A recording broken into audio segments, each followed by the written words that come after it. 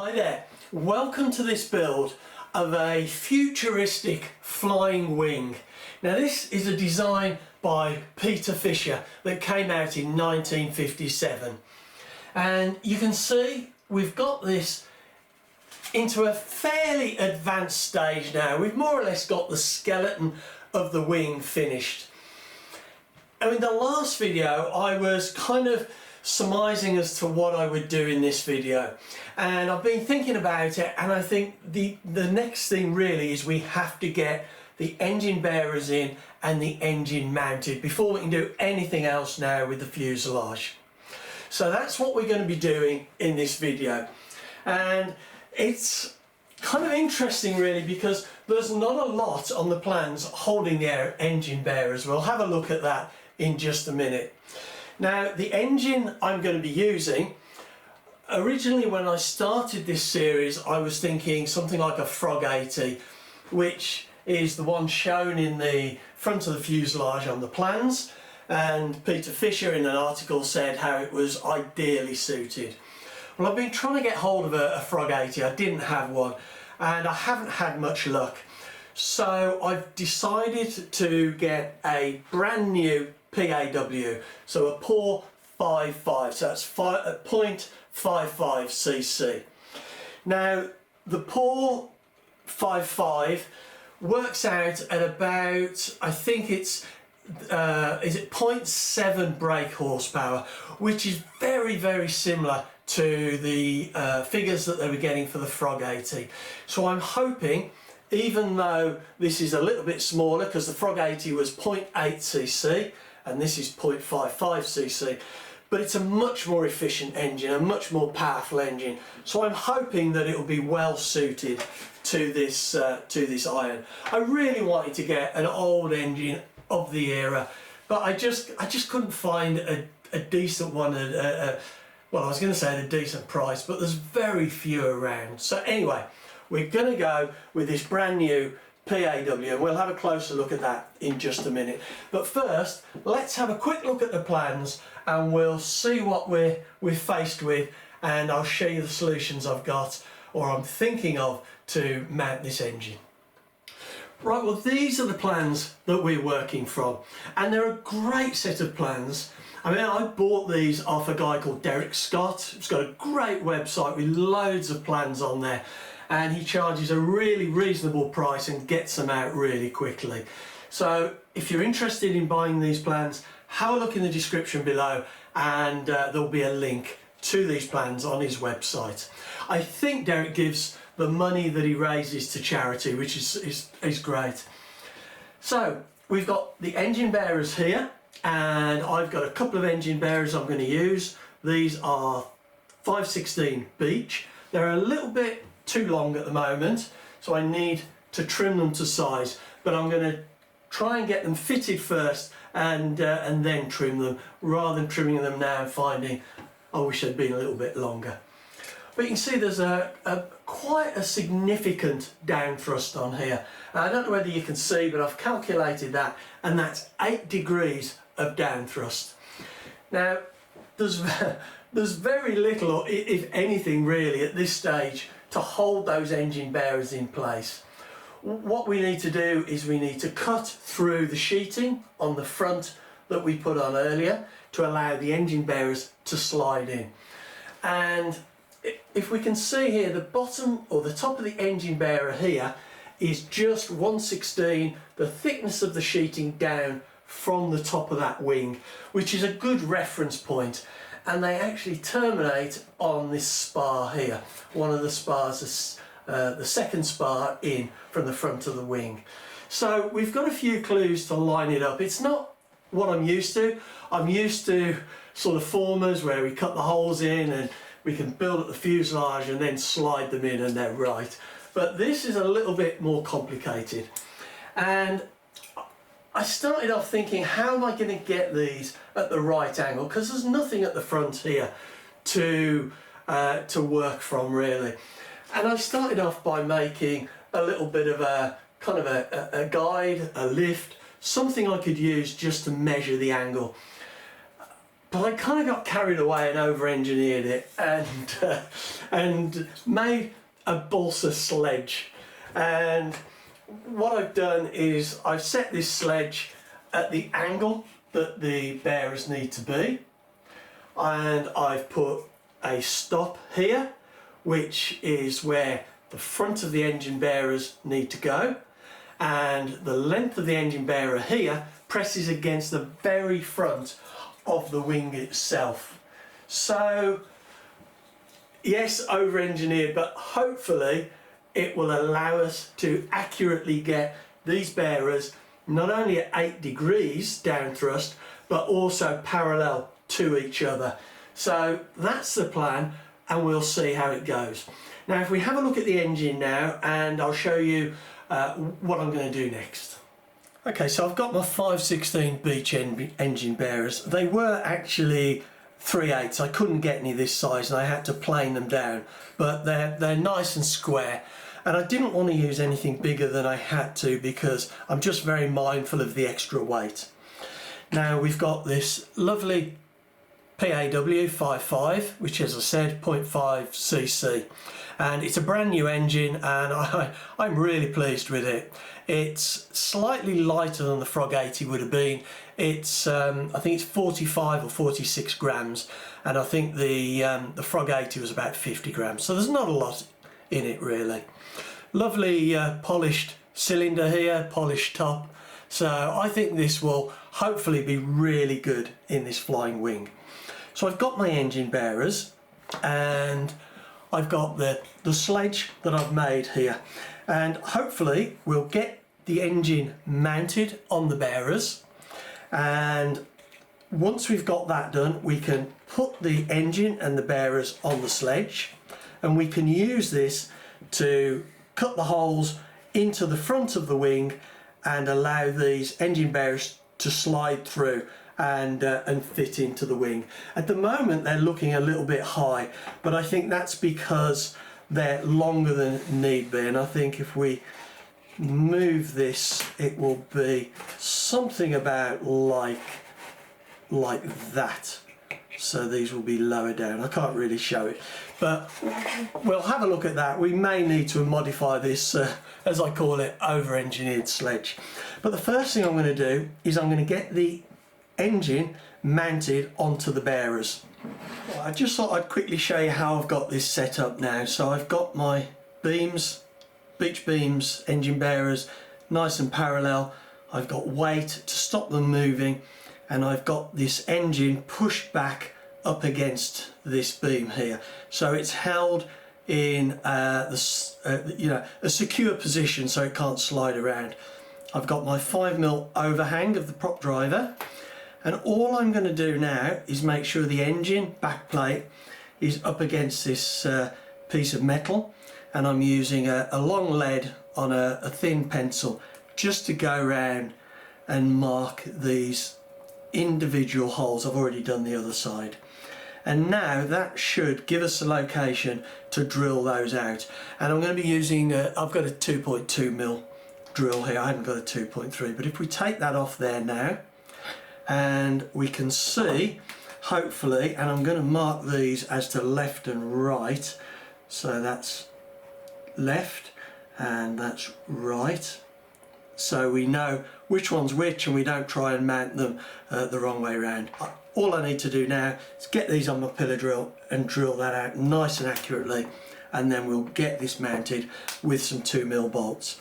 I think they were probably originally designed for BA bolts, the 2.3mm holes, but I'm sure 4 2mm bolts will be more than strong enough to hold this engine. Right, well, I've now got the engine mounted on the beach bearers, and I put washers on under the bolt heads, just so that with them turning around they don't sort of chew the lugs up, just try and keep it nice. I've adapted the sledge a little bit. I've cut out a piece here for the prop driver, and I've cut out a little bit here for the nuts under the bearers. The actual bolts themselves dig into the balsa and just make it a little bit more secure. So that now fits on there, And I've also made this, or cut this piece of card, which is, there we go, which is an 8-degree slope. And I can just hold that in place and just check that that is really 8 degrees. And it just fits nicely under there, because this will rock around a little bit. So, but if you push down on the lugs, it goes to 8 degrees. So I'm happy I kind of know what's happening. What I'm going to do now is I'm going to shorten these bearers, and if I just put this like that, we can see with the nose of the, or the nose of the wing pressing up against the back of this sledge, I can see where the beach bearers just come flush with the back of this spar here. And I've put a pencil line across, and I'm going to cut those to size so they just finish flush with the back. It's worth having a quick look at how I'm going to do this. Now, under the wing tips, I've got the 4mm lift either side to that's given by the dihedral, just to stop this from rocking backwards and forwards and make sure it's nice and square on the table. We've got the back of the wing on the table, so the wing couldn't be set up any better than it is. I've pushed the engine and the bearers up against the fuselage, up against the wing, and where these cut pieces touch the wing, I've just put a line. And I've then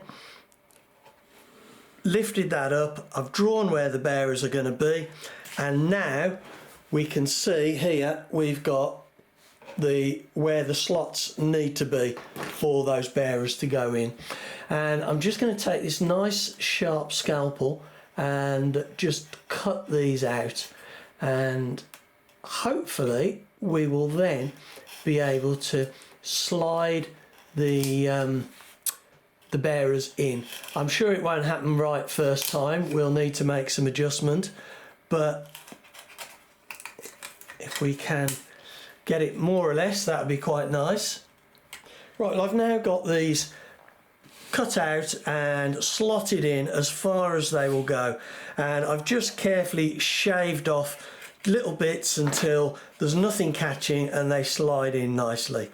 Now, if we look down here, there's still a gap. It needs to go back about another 10mm, but these beach bearers are banging against these spars now. Now, on the plan, it shows the bearers finishing on the spars, on this side of the spars, but I would rather cut out a little bit of a step in the spar and take them just a little bit further, so there's a bit more strength. So what I'm going to do now is I'm going to shave off the top of these beach bearers so they'll just slide under the spars, and we get just a little bit more purchase on this spar here. And I think I'll probably need to take a little bit out the bottom as well to make sure these slide all the way in. And once we've got that done, then we can think about how we're going to secure these. Right, and there we go. Now we've got them fitted, and they just slide out, and you can see just these little tongs here. I mean, there's hardly anything there, to be honest. It's shaved down so much to go under those spars, but it will add quite a bit of strength, I think. So, and very little weight. So that just slides under now neatly under those spars, and we've got a little bit of gap filling on either side, but not a great deal.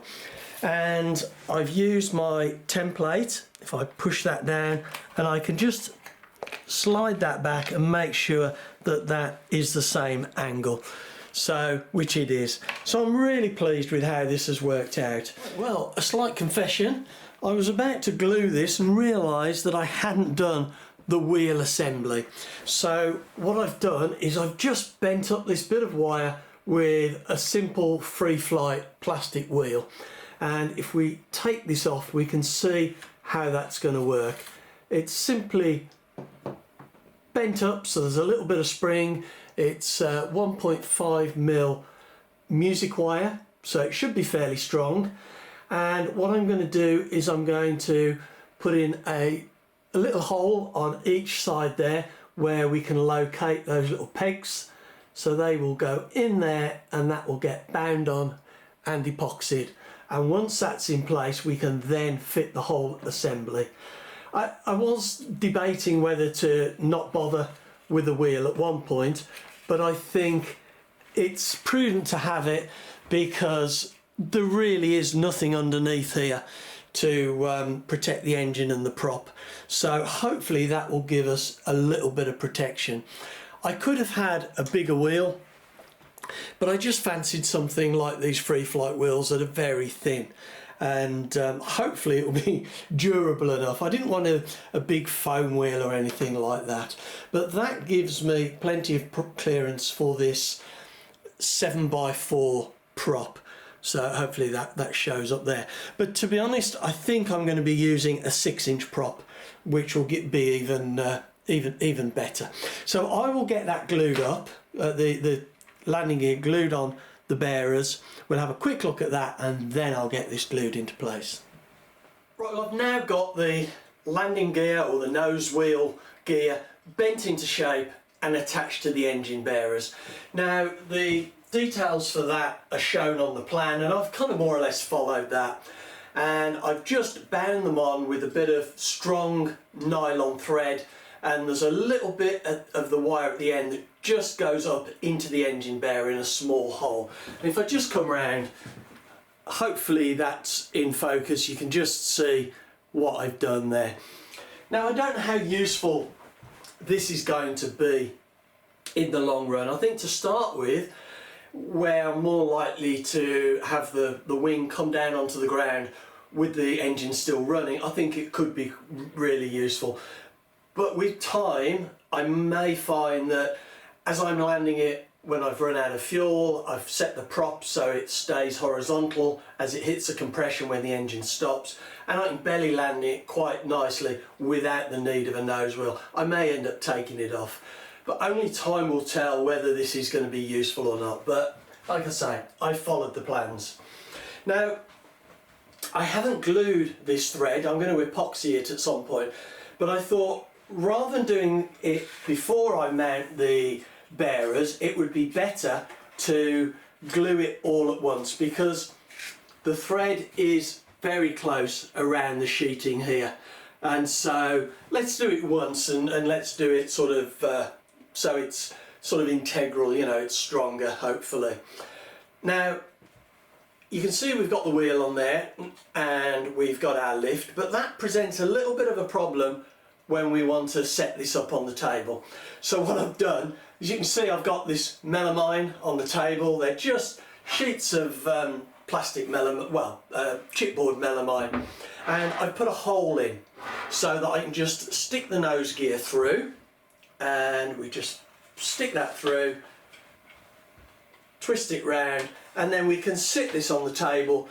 We can use the lift to get the angle right, and we've got the tips supported by our 4mm lifts because of the dihedral. So that is all set up as we planned, so it's ready to glue now. I know there's people out there who are going to be going, God, what a palaver setting all this up like this, why don't you just glue the bearers in? And you may have a point if you're thinking that. I just like to get everything set up so there's no room for movement and error, and so it's just, you know, how different people like to do things. I like to try and get things as precise and as so that things won't move. But anyway, I'll stop talking about that. So I'm going to get this glued now, and then we'll have a look and see what it looks like. Right, I've got these glued in now, and I've lined them up to make sure they're dead straight down the fuselage. I've put epoxy on the back of the bearers where they're touching the spar, but around the sides where there was bits of gaps, I've mixed the epoxy with a little bit of balsa dust. Just got a little pot here of balsa dust, and not too much, but just a bit to thicken it up and make it into a little bit of a paste, because ordinarily it would just run straight through those gaps because it's quite thin, this 30-minute epoxy.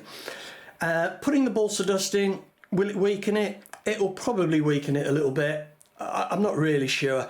I'm sure it won't be quite as strong, but it's still going to be way stronger than the sheeting and the balsa around here that we're gluing it to. So I think it's a really good technique, a good thing to do to fill those gaps and to make this a much stronger joint. And now I'm just going to put on a little bit of a weight here and just check this to make sure we're exactly where we need to be. And I'll leave that to dry now. Well, as you can see, we've got this done now. We've got the engine mounted and the bearers glued in. And we can see there's plenty of prop clearance there for a 7-inch prop. Hopefully we'll run it on that 6-inch prop I've got. There we go, which will give even more clearance. And if we're running on grass, that will be quite useful. It will be slightly close to the ground because the wingtips, the fins on the end, are going to lift up the wing a little bit like that. Now it almost looks insect-like, spider-like maybe, with this now on the front. It is going to change a little bit when we get the fuselage sides, because the fuselage sides will come around lower like that. So that leg won't look quite as long and spindly as it does at the moment. But I'm really pleased with how that's gone. It's great to get it on and see this starting to take shape and move forward. If I just move in a little bit, you can see. Now, these bearers are still quite vulnerable at the moment, but in the next video we're going to be building up the fuselage sides, which come from the front of the engine bearers and just extend slightly beyond the wing, and they're going to be glued onto the sides here with onto the balsa sides here, onto the beach bearers, and we're going to have a couple of formers that come across here, so that there is quite a bit of strengthening to go on this and give this some rigidity and resilience. So I can't wait now to get on with the fuselage. So I'm going to draw this video to a close, and I hope you'll come back and join me in building up the fuselage, and that's when this bird will really start to take shape. Thanks very much for watching.